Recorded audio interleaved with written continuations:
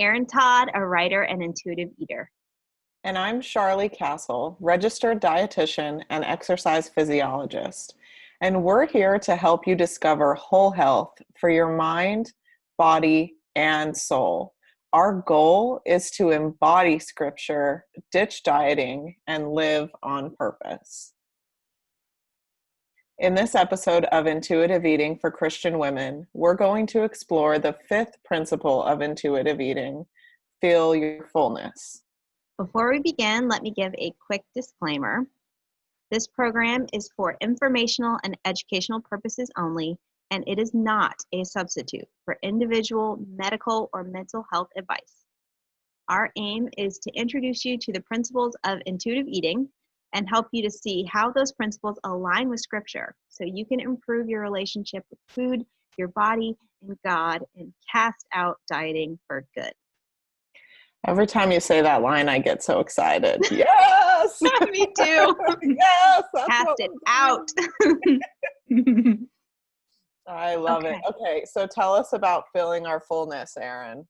So feeling your fullness for me is all about listening to our body while we're eating. So this is one of the principles that I feel like is most dialed into the actual eating experience. And I think it's important to remember that it's so obvious, but God created our bodies and it's a good design. And that's why it's safe to listen to our bodies. There's no need for fear around listening to your body's signals or what your body's telling you. And this principle is going to teach us how we can eat mindfully and pay attention to those body signals, which we're going to call attunement, while we're eating, so that we can tune in to our body and our needs and better sense our fullness. So this is going to be a very practical and food-oriented principle. Yeah, I really love that you said God designed our bodies and we can trust our bodies. You don't have to be afraid of listening to your body, because I know a lot of the women listening are saying, what? I can't trust my fullness. I can't trust my body. It's not okay to be full, or I always eat past fullness, whatever those things are. And let's just call those out for what they are, lies from the enemy. That's a diet culture lie that we can't trust the way our bodies were designed, that we can't trust hunger and fullness signals. But let me tell you, God designed us with stretch receptors in our stomach that send messages to our brain to tell us when we're full. He designed us with hormones that are excreted when we are full. All of these things that it's good feedback that he gave us as this gift, and we can really trust it. And this principle is so important because if we have been dieting for a long time or having disordered eating or an eating disorder, we might be really disconnected from these signals, or our body might have even given up sending these signals. And so this principle of feeling your fullness is all about cultivating that attunement again. Yes. Well, since we're in the beginning here, let me give the official intuitive eating workbook definition for this principle. So it's not just our take on it. Yeah. It says, listen for the body's signals that tell you that you're no longer hungry. Observe the signs that show you you're comfortably full. Pause in the middle of eating and ask yourself how the food tastes and what your current fullness level is. So that's really practical. That's actually some steps we can walk out. And I do want to completely echo what you just said about diet culture really getting in the way and disrupting our signals and creating a lot of distrust around them. So I think it's going to be really fun to root back into God and trusting God for doing this work for this principle and really listening. And the hunger and fullness components and principles really do relate to each other. So if you haven't listened to the hunger episode, go back and check that out, and make sure you're not trying to do this in order. I don't think intuitive eating has to be like a linear process where we have to do one and then we do two and then we do three. I think they all kind of interrelate. And so naturally, the hunger and fullness principles really, really interrelate and play into each other. Wouldn't you Mhm. say? Yeah, yeah, absolutely.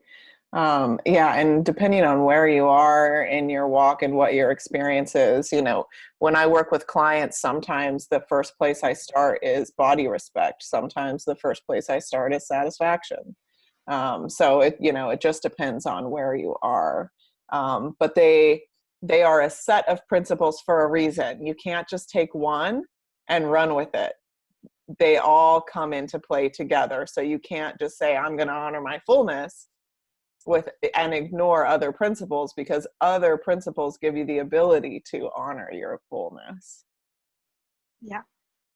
And before we go in a little further into really unpacking what this principle is, I want to do a quick clarification and say what it's not. This is Mm-hmm. not the hunger and fullness diet, which would tell you only eat when you're hungry and stop immediately when you're full. That is not what we're saying here at all. That's a diet. That's a way to turn these principles into a rigid set of rules that are not necessarily in tune with what your body is saying. Yes, we're going to say when we're hungry, we are going to eat. And once we start to feel that fullness, maybe we're stopping. But it's not a black and white kind of thinking thing. And I mean, I'd like for you to give us an example of an occasion where we might be eating something if we're not hungry, or we might be eating past a point of comfortable fullness. Because it Yeah. happens, it's real life. Yeah, absolutely. And, I always talk about, it's so funny, like when people talk about the healthy choice, a lot of the times they talk about portions or types of foods or whatever, like what's the healthy choice here. But sometimes when we're talking about holistic health, your body, mind, soul, the whole thing, sometimes the healthy choice doesn't look like what our culture would say is the healthy choice.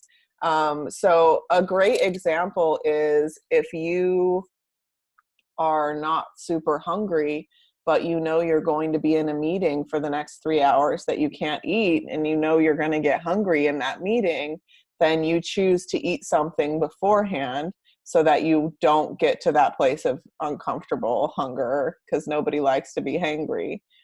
Right. So Right. that's a perfect example of the really healthy, positive choice, is to eat in preparation for that instead of letting yourself get extremely hungry in the meeting.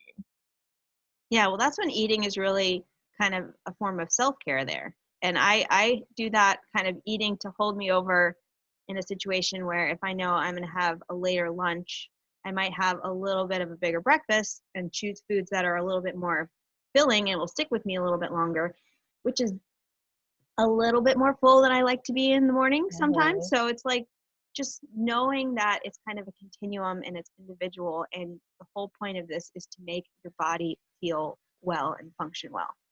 Yeah, yeah, absolutely. And it's so important to remember that this isn't black and white. It isn't pass or fail. It's not, you have to stop when you're full. This whole thing is, let's get in tune with our body and recognize how we're feeling while we're eating and make conscious decisions about what we're going to do. A lot of the times we're so disconnected from our bodies, we're just reacting to things instead of making conscious decisions about what we're doing. But when we're eating mindfully and we're paying attention and we're thinking about, the meeting coming up or whatever, we're being present, we're paying attention, we're able to have that attunement with our bodies and make choices instead of following a set of diet rules or having this reactionary response to food and food situations as well. So let's And talk about some of those food situations. What are some of these kind of external forces that are getting in the way of us clearly hearing and responding to these hunger and fullness cues? yeah, so there are all kinds of like external cues to eating.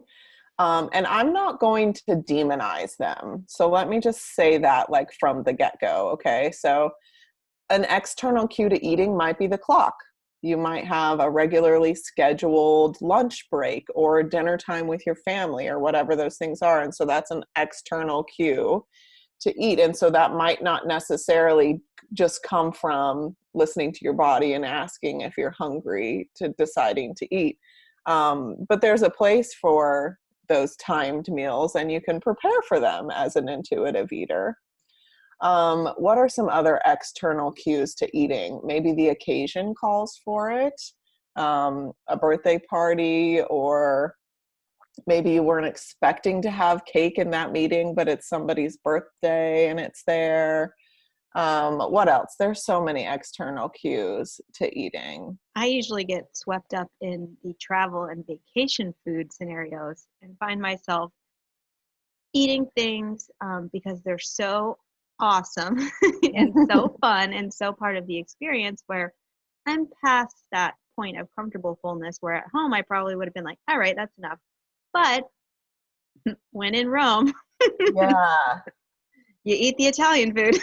Yeah. And I think that's what it's important to remember. This isn't that you can't ever eat past fullness. But in that situation, I think you're probably making the choice. You're saying, I'm recognizing I'm getting full, but this is delicious and I'm enjoying this time with everyone, and I'm going to choose to have a little bit more, and that's okay. Yeah, the key there, you said it. It's a choice. I'm aware of what I'm doing. I'm not on autopilot. I'm completely in the moment, and I'm choosing to eat. Yeah. And I'm feeling like I really need to talk about this distinction for me, because in the past, that would maybe be the start of a binge cycle. Okay, tell me about that. Like choosing to eat past fullness. I know, like, especially when I was first like baby learning about intuitive eating, but I still had all this diet culture thoughts around it. Like, okay, I know I'm choosing to eat past fullness right now. I'm not hungry anymore and my stomach is starting to feel uncomfortably full or whatever, but this tastes good and I finally have freedom to eat these foods. And so I am going to, and then I would get kind of wrapped up in maybe starting to feel a little bit guilty that I'm eating past fullness because of that diet culture stuff. And, you know, in the past for me, that guilt would lead to more eating, to kind of punishing myself with eating. We've talked about those things before, but what's different when you are bringing in all the principles of intuitive eating to filling your fullness, I know I have permission to eat this food again whenever I want to. I know I can pick it back up in 5 minutes and eat it if I want. I know that there's no moral value attached to whether I stop eating right now or keep eating. It doesn't have the power to make me a good or bad person. There's all these beliefs and this knowing of the truth that I have now, that when I'm eating something delicious on vacation and maybe I want to keep eating it because I'm enjoying myself, I know that it's just simply that. That's it. It's just simply a decision about food. That's it. And I might eat a little bit past fullness, but then it usually stops there, right? I no longer find myself eating to the place of like absolute misery. I just find myself enjoying the food, enjoying the moment, and feeling that grace and that freedom really wash over me, that this is okay. This is allowable. Yeah, I think people, well, I felt a lot of anxiety about just the way fullness felt in my body in the beginning, because I was coming from such a place of restriction. I wasn't used to that feeling, and it made me nervous. It wasn't something I was familiar with, and it made me think something was off. And I really had to kind of just recognize that as a fear and surrender it and choose to trust God that, okay, this is just a body signal I'm not used to. You made it. You're giving it to me to help me. Like, you made my body. I can trust the signal and not be afraid of it, and just kind of lean in to the whole trusting Yeah. God for how my body works. So what did that feel like for you? It was really uncomfortable at first, but since I was bringing or trying to bring just so much awareness to it, it was kind of an opportunity, and kind of where I leaned in really hard and just kind of stepped up my continual praying, just like a constant discussion with the Lord about what's going on, what I'm feeling, surrendering the fear in the moment again and again and again, and just kind of like walking through it with them. Yeah. So, I mean, that might be, if it's not a fear trigger for everyone. I understand everybody feels fullness differently, but that was just my experience with it. And it's just such a good opportunity to really let this whole intuitive eating journey be a way that you rely on God in a deeper level, in a new way, with more things than you had been doing before. Yeah, yeah.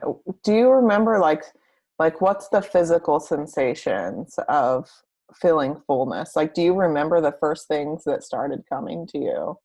I just feel most of my fullness in my stomach, and it just feels really like it's expanded way too much, and it just feels heavy, and it feels like, you want to loosen your pants. Or we happen to sit down while eating, kind of like our kitchen table of sorts is an ottoman on the floor, so I'm sitting. So usually it made me want to stand up and walk around immediately, because I was just like, oh, my stomach, like this is too much food in Mm-hmm. here, and I'm not used to that feeling.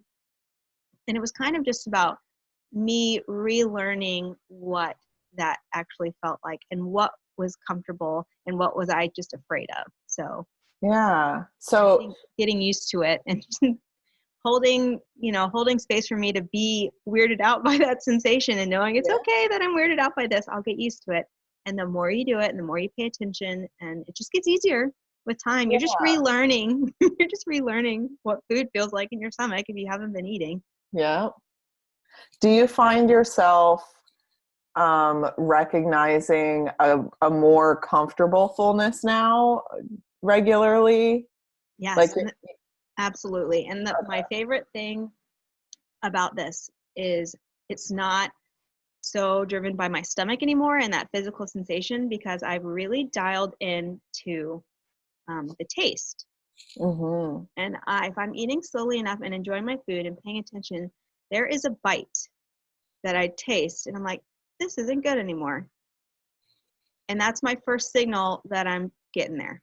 And it's maybe Yeah. I'll continue to eat a few more bites if I know I haven't really had that much, or I still just want to eat it. Mm-hmm. I will still, that's not I must stop at this point kind of rigid rule. It's just like, hey, this is your first sign. Mm-hmm. And also on a mental level, I'm like no longer into it. I'm not interested anymore. I'm like, okay, Yeah. what's next?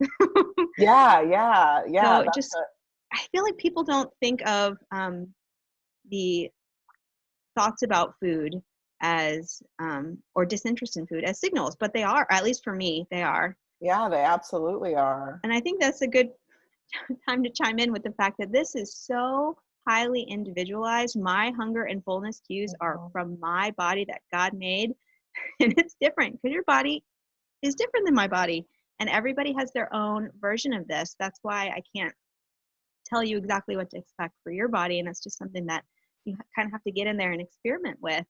And I mean, what does it feel like for you? What does comfortable fullness, um, pleasant fullness feel like in your body? Yeah, I think that you really hit the nail on the head that if I am paying attention to the food and eating it slowly, my first sign is like, I'm starting, like, mentally, I'm feeling satisfied with this meal. Like, was delicious and I loved it, and I'm not feeling hunger anymore. Like, I no longer, it's for me, like, the first thing is like, okay, the hunger is gone, and I'm starting to feel satisfied with this food. And I often make the choice to stop there because that's where my body feels the most comfortable. Like, okay, the hunger's gone. I feel pretty satisfied with the food, but my stomach's not uncomfortable. I like that feeling because then I don't want to take a nap right afterwards. I don't feel like I have to unbutton my pants. Yeah. I feel like I can go play with my son on the floor and not feel like I'm going to explode. And that's really like, that was really a huge level of growth for me because in the past, I wouldn't stop eating until I was uncomfortably full. Yeah. Me either. I Um, thought that was what fullness was. Like you gotta hurt. yeah, But actually, yeah, no, there's a lot of nuance there. yeah. So it just takes time to fill it out. And so the best thing that you can do is start paying attention to this. So we talked about eating mindfully, slowing down, paying attention. One thing that's super helpful, we talked about this in the hunger episode, but is that hunger and fullness scale on a scale of 1 to 10 or 0 to 10. 0 being I am hangry, I'm ravenous, and a 10 being like, this is Thanksgiving and I massively overdid it and I'm going to be in a turkey coma for the next 3 hours. So having that scale and paying attention to that is a great place to start, just to start recognizing, how am I feeling? How's my body feeling in regards to hunger and fullness?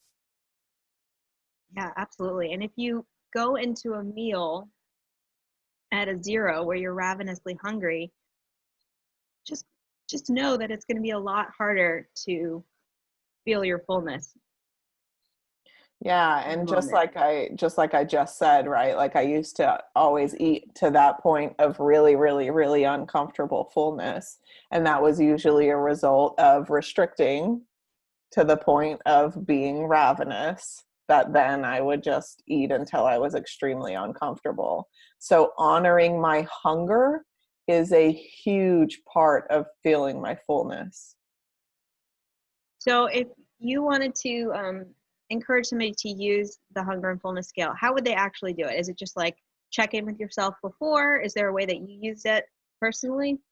Yeah, so you can use it to like whatever extent that you want to use it. When I'm really working on this with clients, I'll say start at a meal. Like if you're, whatever it is, if you have some hunger signals and you're recognizing that you're hungry, great. Or if it's just time to eat, okay, whatever it is, start at one meal. And before you take a bite, gauge where you're at, where you think you are, and then check in once or twice while you're eating to see where you are, check in afterwards, and then about every 30 minutes after the meal, check in and rate where you are. And I find that if you're full and then you check in every 30 minutes to see what that feels like, that seems to be how people really can start to get in tune, is noticing that fullness dwindle to the point of needing some more food again. How about you? Yeah, I just want to chime in with, I didn't actually use the scale or the hunger and fullness scale. Definitely didn't use the scale. Because just for me, coming off of kind of an extreme restriction and overly raw meal plan, rating things felt like tracking to me, and it was just too triggering and I couldn't do it. Yep. So I didn't do it, but I can definitely see the value in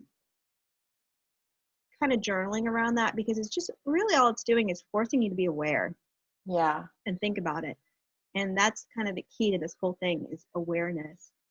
And for me, I just knew myself, and I knew that I would potentially turn those ratings into diet rules and be like, Oh oh, yeah. I'm not at a 7. So Yeah. Oh, totally. Yeah. So that's a risk. Be aware. Know yourself, ladies. And if you think you might do that,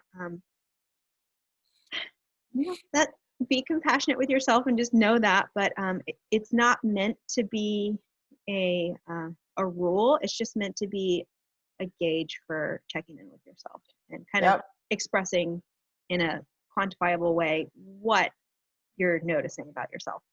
Yeah. And so when we talk about like journaling through this, is something that I love to recommend to people, but I know that it can feel diety, right? But I love if we're journaling our feelings and thoughts and physical sensations around food and eating, because we learn a lot about that.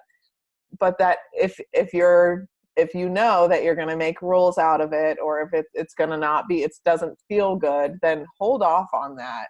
But when you can do it as a neutral observer, making no judgments, not comparing today to yesterday, but just like neutrally observing and asking questions and saying, I noticed that. That's interesting. I noticed that I'm a lot hungrier today than I was yesterday. I wonder what that's about. And that's fine. But if it's going to turn into the, why am I more hungry today than yesterday? Then we're getting into a problem, right? Yeah, that was the most interesting part for me in the beginning, because I would just out of routine and laziness eat pretty much the same thing for breakfast every day. And Mm-hmm. it was kind of a cool little curious science experimenty vibe to it, to me, just observing that and be like, oh man, today I only ate half of what I would normally eat and I feel okay. Like I'm not hungry. And then on other days, I would eat all of it and then still be hungry when I was done. So just knowing that your own hunger in your own body and your own fullness in your own body is going to vary day to day based on a ton of different things. And like, that's okay. And it's supposed to be that way. And that's why you can't have a cookie cutter response to this. It's different every day. You're different every day. And that's why you have to pay attention and be tuned into it. And that's why this is a perfect example of why a meal plan is ridiculous. Yes. Right? Like, this is a perfect example of why, like, having this thing that's calorie counted out or what macros or whatever the thing is, that this is exactly how much you eat every day, is absurd, because our bodies vary so much day to day by how much we need, or what's going on, how hungry we are. So many factors play into it that you can't just follow this rigid meal plan. Now, being a dietitian, I have to throw out there that if you're recovering from an eating disorder and you are very disconnected from hunger and fullness, and you probably have some GI things going on, etc., and you're following a meal plan that tells you how much to eat, there is a space for that. That is necessary in the beginning, as to get your hunger and fullness signals back. Following a meal plan is a big part of recovery, and intuitive eating is kind of what comes after that. So I just like to throw that out there, that if you are recovering from an eating disorder, you might be following a meal plan, and girl, we are for you. Yes, absolutely. Okay. I just want to make a clear point here about how we're going to describe and just give them something to shoot for what we mean by comfortable fullness. Okay. How would you define that? Obviously, it's, everybody's going to feel it differently in their body, but um, what do you think the goal is here? I say it's to be comfortable and to feel good. Yeah, definitely. And there's a piece of satisfaction there too. I know that's a whole other principle, but for me, they're like so directly related. Me too. Um, yeah. So to be comfortable, and it's comfortable physically, mentally, spiritually, like all those things with what you ate, and to feel good with what you ate. So just some things that may be for you if you recognize fullness. And like you said earlier, Erin, it's so different for everyone. But in your stomach, you might feel the feeling of distension that I talked about a little bit. You might feel some heaviness or some bloating. In your head, you might have fewer thoughts about food, or your desire to eat is diminished. You might notice a shift in mood. You feel pleasant or relaxed. This is huge for me. Me I too. get so irritated when I am hungry. You might feel some energy, or you might feel a little bit drowsy after eating. I love the energy one, because that one kind of gave me another point of reference besides just my bite. That was like the turning point bite where it doesn't really taste as good anymore and I'm not super into it. I have a point where energetically, like, I feel better than when I sat down. Like, I'm like, I feel good.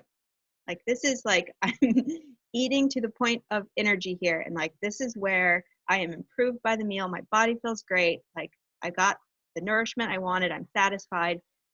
And it's like, that's my peak. And I'm like, yeah. And I might continue a few more bites after that. But like, that's when I know I'm like, okay, we're here. Like, this is comfortable fullness. This is feeling it and feeling good. Yeah, and I love that when it's like, okay, like I am refueled, I'm nourished, I'm satisfied, and now I'm ready to go, whatever that is. Yes, I'm Um, ready to go out and like live the life God called me to live and stop thinking about food. Exactly. It's just so much more simple than my relationship with food was in the past. Yeah, it really is. I used to think so much about what I should be eating, when I should be eating, and how much. And it was just like this constant running thoughts about food. And like when you actually learn to listen to your body and you do it, you don't ever have to think about that anymore because your body's going to tell you. It's going to tell you when to eat. It's going to tell you what it wants Mhm. to eat. It's going to tell you when to stop eating if you can learn to feel your fullness. Yeah. Okay. So someone that's listening and they're like, okay, girls, but how do I learn to feel my fullness? Okay. Um, what are some practical ways that we can try to do this? Well, the intuitive eating authors really put some focus on creating an optimal eating environment. And this was a super challenge to me in the beginning, but I kind of get it now. And it's all about making a pleasant and relaxing and free from distraction eating experience. Hmm. Because I mean, eating and having a meal, it's a nice thing, It's so and nice. it can be really nice. Yeah. And it doesn't have to be shoveling food in your face while you're driving in a rush to somewhere. Like you can actually Hmm. sit down and like get a completely new pace and relationship with the eating experience. And I think Hmm. trying to figure out how you can either set boundaries or create a pleasant environment where you're eating is going to be different for everybody. But if you know the goal is to have it be nice and relaxed and enjoyable, that's what you shoot for. Yeah. And so my good cooking or good eating experience begins actually when I'm cooking because we like to find music that kind of relates to whatever we're cooking. So Hmm. it's like just this an atmosphere of um, of pleasure around cooking and eating. Hmm. And then it's usually a time where I get to sit down with my husband when we haven't seen each other all day and cook a meal together and enjoy it. And it's nice. And sometimes there's TV on and sometimes there's not. And if Hmm. I'm eating by myself and I want to really focus on the food, I will, put the phone away or, turn my laptop off and just sit there with it. But again, I was also tempted to make that into a rule of Hmm. I cannot be distracted while eating. And that was good in the beginning, but uh, I eventually got to the point where it was enjoyable and not distracting for me to have music on or to be listening to like an audiobook or something while I was eating, and it didn't detract from my sensory experience with the actual food. Yeah, yeah, I definitely agree with you there. And I love that you point that out. Um, a lot of the times I find this when working with clients and just even in my own experience, we get in our head like, okay, so every time I eat, it needs to be this quiet, really peaceful, slow, mindful eating experience. And that sounds great, but that's also a little bit overwhelming because I have a life and there's all these things going on. So in the beginning, you want to try and tune out distractions as much as possible so you can pay attention because this is a new skill for you, right? So when you're working on a new skill, you need to be focused and paying attention to it. It's like learning to drive. You were focused, you're paying attention, but now when you drive the same way to work every day, you can probably drive there without even thinking, right? Like so when we're learning how to be attuned and eat mindfully and pay attention, yeah, you want to make a lot of effort to not pay attention to your phone or close your laptop or whatever those things are to pay attention. Um, but as the skill gets stronger, then you might be able to have some music on or have some other distractions. And I always say with people, start slow. Maybe your goal is to have like one really enjoyable, mindful meal once a day, or maybe twice a week. Like something is better than nothing. Yeah, So, I yeah, agree totally. That's really good advice. It's like just try it and see how it feels. And I bet you'll notice a difference and yeah. want to do it more. But certainly life doesn't allow for that kind of idyllic dining experience every time you need to fuel yourself. But it's something to go for, and the closer you can get to it, the more you'll enjoy it. Yeah, yeah, absolutely. I Absolutely. read a book years ago, back when I was still dieting, called Mind Body Nutrition by a guy named Mark David. And he had a really interesting way of kind of introducing mindful eating. And since I had never even heard of the idea before, this was just what really stuck out to me as a newbie. And I think it's really, really memorable. So I want to share it with the listeners in case this helps you to kind of get your head around what we're talking about. And he did it in terms of vitamins. So you want to have some vitamin A with your meal, which is vitamin A for awareness. And this is kind of the idea that we're going to make it a sensual experience using our senses, look at your food, smell the food, explore the different tastes and textures in your mouth. Think about it. Like, is it crunchy? Does it make a little sound when you're putting your fork through it? Like, just kind of be there and notice those things with awareness. And I think I'm a natural foodie at heart. I can geek out over food taste and textures and flavor combinations and stuff now. And I think it's because I just went all in on vitamin A awareness at the beginning of this journey. And that's just part of it now. And it really helps me to be in the moment and enjoy the experience more, and also better tune into my body because I'm using it so much. I'm using my eyes, I'm using my ears, and I'm really just dialed in to that. So anything you can do to cultivate vitamin A awareness is going to help you to feel your fullness. Yeah, yeah, absolutely. So let me tell you the thing that learning mindful eating was so awesome. And then I had this experience when my faith was exploding and I was like starting to pray before meals, believe it or not. And oh my gosh, how my awareness of the food explodes when I express gratitude for that food to the Lord Oh, I before. love that. Right? Yes. Yes. Like, and my 3-year-old like just brings the world to light for me in so many ways, but like bowing our heads and praying for a meal, and he and I work in the garden together and all these things. So I've been like, while we're praying, thanking God for the farmer that grew the vegetables and thanking God for the cow that gave his life for the meat, like all of those things. And like, I'm like tearing up right now. Like it just makes this whole thing, like it's such a gift and such a beautiful thing to have this food, even if you're eating a granola bar. Like there are people that grew the stuff that's in that and they processed it and they packaged it. Like there's all this stuff that went into that, and they're like, it just brings things so into perspective for me, and it allows me to really be present with that food, and that awareness is changes everything. Yeah. I think the gratitude just is the natural result once you bring the awareness there. You just will be able to notice what a gift things are and thank God for it. Yeah. I love that. I had lumped the praying before a meal into my vitamin S for slow Okay. because that for me was more about slowing down and pausing before I started to eat.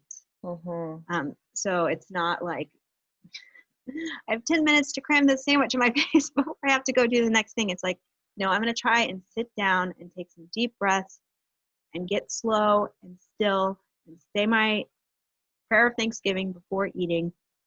And to the extent that my schedule allows, eat it as slowly as possible so that I enjoy it, not so that I'm trying to, trick my body into being fuller faster. The slow is more about respecting the experience and getting enjoyment out of it. Yeah, absolutely. There's a couple other vitamin S's though besides slow. Maybe it's just the 3 S's. Okay. The other 2 for me are savor and satisfaction. And I can't remember where it is in the intuitive eating book, but somebody said, if you don't love it, don't eat it. And if you love it, savor it. Mm-hmm. And it was a mic drop moment for me. It Yeah. blew my mind. And I think about that with savoring every time I eat. And it's just, I think there's a little bit of science behind that, like with the whole kind of the sensory heightenedness that comes in your first bite of food. So that's why slowness is so important, because if you're rushing and you have that first bite and you didn't even savor it, that's the best bite. Yeah. You missed that moment and you didn't savor it.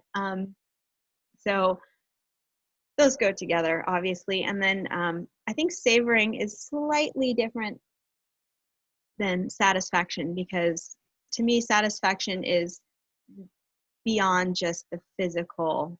I'm Mm-hmm. physically satisfied. I've gotten enough nourishment. I'm content and I feel well. Satisfaction is kind of back to what you were saying about the gift. It's like, I am Mm-hmm. appreciative of this. This was a good experience. I feel satisfied. I am thanking God for this experience. And it's not just about it tasted good and it satisfied me. It's like I was Mm-hmm. nourished by this whole experience and Yes. I'm grateful. Yeah. Yeah, absolutely. Absolutely. I so I often eat at my desk while I am charting after seeing patients. And I used to feel some guilt about that, right? Um, but I have come like, it's this whole thing of like, it's not a rule. You gotta, and I loved what you said, because for me, what I do is I pause, I take my breaths, I check in, I pray, I savor the first few bites, and then I will go to work while I'm continuing to eat, and I can pay attention to my food, and I feel satisfied with that experience. So I just think it's important to, I just call it out there again for all of us previous dieters, like, this isn't black and white. It doesn't look one certain way. You have to figure out what works well for you. Spend some time praying and asking the Holy Spirit to show you, what does it look like for me to honor my fullness. Yeah, I totally agree. That's another way you could be praying continually about this and Mm-hmm. getting God involved. I love that. The For the newbie though, let's give them Mm-hmm. a practical approach to this. I think we've kind of said it, just not in these words. This is another kind of memorable way to actually implement this. And I refer to it as the 3-bite technique. Yeah. And it's about just taking, if you don't have the opportunity to have a complete idyllic dining experience where you're mindful the whole time, the least you can manage is 3 bites. Your first bite, somewhere in the middle, and then that last bite where you're trying to see where you're at. Yeah. And that was a good starting place for me because, I mean, let's be real. Most meals are not that idyllic, mindful eating experience, Mm-hmm. and that's okay. You can still bring awareness to the meal in just those 3 bites, and those are probably the most important ones for you to really check in and make sure you're present and see how you're doing in the middle. See if you're still enjoying it. Um, how your fullness has changed. If you're using, your hunger and fullness scales and journaling and those things, mentally you might be checking in and giving it a number to just kind of Mm-hmm. quantify it, to make yourself really think about it. And then, the last bite is what the intuitive eating authors call that last bite threshold, which is more or less the end point for eating, the point where you're aware that one more bite of food is going to push me past my comfortable spot. And you can Mm-hmm. still choose to go beyond that, but it's like, that's just so you know where it is. Yeah. Yeah. Yeah. Just the way to recognize that. I really Absolutely. like I really like the challenge questions for kind of the advanced. I didn't ask myself this for a while. I just let that fullness last bite threshold kind of evolve naturally. But now that I've been doing it for a little bit, after the last bite, I try and ask myself, how would it have felt if I had stopped a few bites sooner? Just as a question, Mm. not as a I should have or Right. next time I will. Just as like, I wonder what it would have felt like. Just to kind of navigate where that little bleeding edge is, because it's going to be different every meal. And so that's a legitimate question to ask. That's not a judgment question. It's just a No. question. Yeah. You're curious. And you don't even need to do anything with that information other than just keep it as data and keep it as knowing what it feels like for you today. And it's just another way to be aware and bring that awareness and mindfulness to the end point of the meal. Yeah, well, and being that neutral observer, like you're noticing that and saying, I wonder how I would have felt if I would have stopped one bite earlier. I'm thinking like there's so many like different foods affect us in different ways, right? I'm thinking of my poor husband who will like eat because he's hungry, and he'll eat kind of fast, or he'll eat because it's really enjoyable. And then like 15 minutes later, he'll go, oh, it expanded. And like he notices if he has like rice or pizza or stuff like that, that like it expands later, and that's uncomfortable. So he's been like expressing that recently. And so we were talking about it the other day, and I said, maybe notice like what the experience is like if you eat those foods and you stop a little bit sooner, because he's starting to like hate those foods, right? Like, oh, I don't want to eat that. It makes me feel so uncomfortable. Like, see what it feels like if you stop a little bit sooner. Then what does that feel like in your body? So this awareness and getting in tune, like we really learn a lot of different things about how food affects us and what it feels like to eat different things. And then you can take that with you going forward. Like, I can't tell you how many like parties or events or just going out to dinner with friends situations that ended up me feeling miserable while I was dieting, because I would, as a result of restriction, like overindulge or eat way past fullness and be so uncomfortable. And now it's such a gift to enjoy the food, savor it, enjoy the company and the conversation, and stop before I know I'm going to get to that place of being uncomfortable. And then I just get to enjoy the rest of the evening. It's a gift, really. Yes. You're gifting yourself the rest of the night Exactly. from feeling awful. Well, for me, the other thing that has made me really want to dial into the could I have stopped a few bites sooner kind of curious question there is I now have a love affair with leftovers. Because I'm of the cook once, eat twice mentality. Mm-hmm. Because I don't want to stop in the middle of my day to prepare a meal at lunch. So usually my lunches are the leftover from dinner the night before.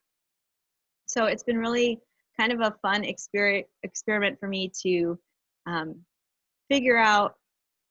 And I'm thinking of the hunger the next day and thinking of the fullness in the moment. And it's making me think about it so much more and in a different way, with the eye for, okay, I know I'm going to enjoy this later. I don't need to eat 2 more bites past my comfortable point, because I'm going to have it. I'm going to get to enjoy it again.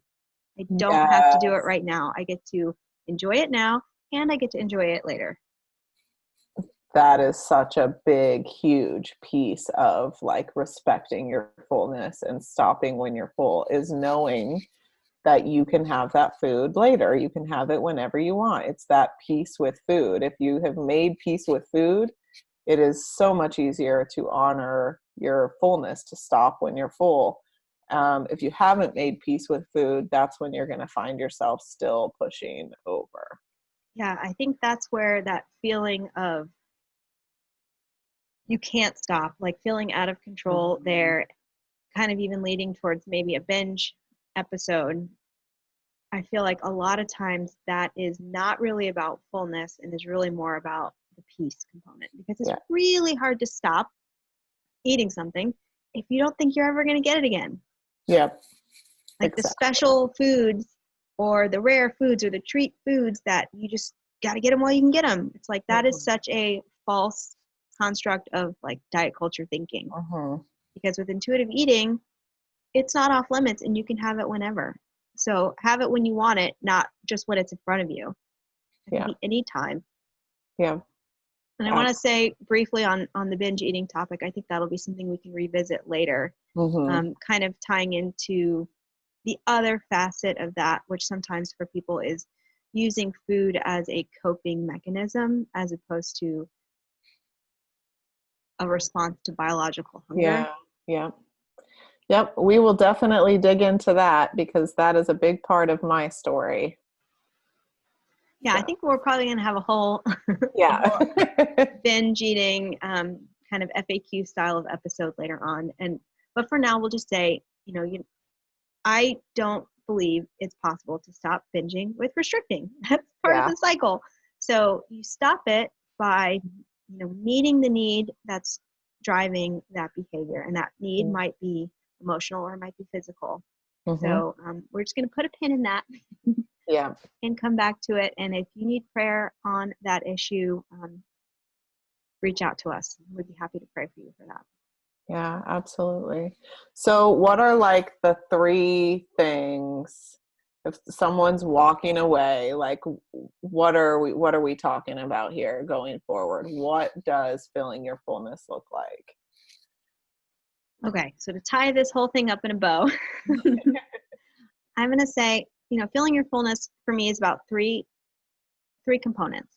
Um, Beginning with trust, because as Christian women, this is all about trusting God and trusting the body He gave us, Mm-hmm. and knowing that it's safe to listen to our bodies because God made them, and really just believing Him and His word over the lies of diet culture. That is what's gotten in our brain and told us we can't trust in the first place. Mm-hmm. So that's kind of going back to, principle one with rejecting the lies of diet culture and replacing them with the truth of God. So we're going to put this whole foundation of feeling our fullness on trust for Yeah. sure. And then I'd say the second thing would be awareness, like we've talked about quite a bit today. Mm-hmm. Vitamin A, awareness. Just learning how to pay attention and notice what's going on in our bodies. That is what enables us to trust and respond. We have to know what's going on so that we can trust it and respond. That's kind of Mm-hmm. key to the whole thing. Mm-hmm. And then I think the last component of it is just self-care.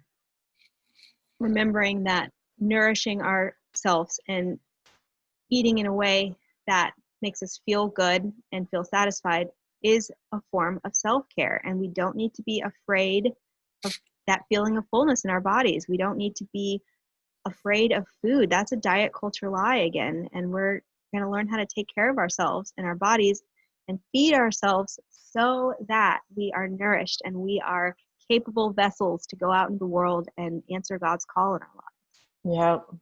Yep.